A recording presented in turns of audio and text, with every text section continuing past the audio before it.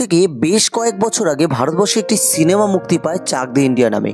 সাধারণত সিনেমা অনুকরণে তৈরি করা গেলেও ভবিষ্যতে কি ঘটবে তার পরিপ্রেক্ষিতে সিনেমা মুক্তি পেতে পারে তা প্রমাণ করে দিলেন আজকে আমাদের গল্পের মূল নায়ক রাহুল দ্রাবিড়।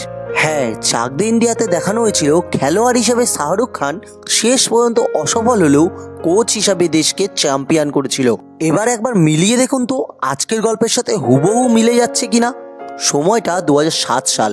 কোচ গ্রেগ চ্যাপেলের নেতৃত্বে রাহুল দ্রাবিড়ের অধিনায়কত্বে ভারত এই ওয়েস্ট ইন্ডিজের মাঠে খেলতে গিয়েছিল ওডিআই বিশ্বকাপ।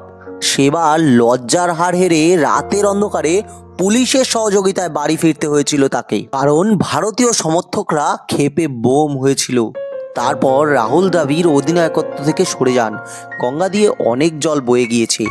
ভারত তিনটে আইসিসি ইভেন্টে চ্যাম্পিয়ন হয় মহেন্দ্র সিং ধোনির নেতৃত্বে, কিন্তু তা ছিল শেষ 2013 সালেই।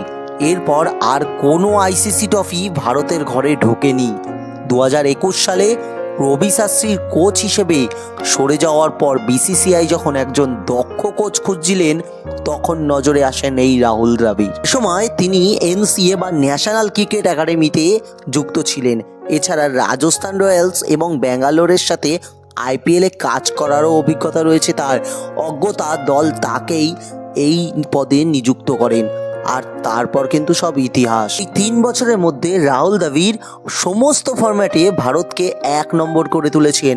ভারতকে টেস্ট চ্যাম্পিয়নশিপের ফাইনালে তুলেছেন, 2023 সালের ওডিআই বিশ্বকাপের ফাইনালে তুলেছেন, আর সর্বশেষ টি20 বিশ্বকাপ এনে দিয়ে তার দায়িত্ব শেষ করলেন তিনি। এই গল্পটি কি কবির খানের মতোই লাগছে না? হ্যাঁ, বাস্তবে তো কবির খান তিনি বরাবরই মিডিয়ার চোখের আড়ালে থাকতেই ভালোবেসেছেন রাহুল দ্রাবিড়। 3টি ফরম্যাট মিলিয়ে প্রায় 24,000 রান রয়েছে তার। লাল বলে বিশ্বের তাবর বোলাররা সমীহ করে চলতেন, কারণ তাকে আউট করা আর ভগবানের দর্শন পাওয়া প্রায় সমান ছিল। তাই তো তিনি দ্য ওয়াল নামে খ্যাত ছিলেন। এবছরও কিন্তু তার কোচিংয়ে ওই চাকচিক্য ব্যাপারটি ছিল না। লাইমলাইট তিনি কখনোই পছন্দ করতেন না, তাই দলকে বিশ্বকাপ জিতিয়েও তিনি মিডিয়া থেকে অনেক দূরে।